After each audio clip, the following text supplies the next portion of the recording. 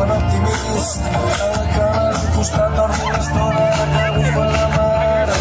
Així estirada se'n veu espectacular, llarga i blanqueta a la sorra llegint intrigues vaticales, de final inesperat és abusiva, tanta calor, incorporació coses del ballador, en un nou calcules com està l'aigua i tot està llest per tal que entrem al mar.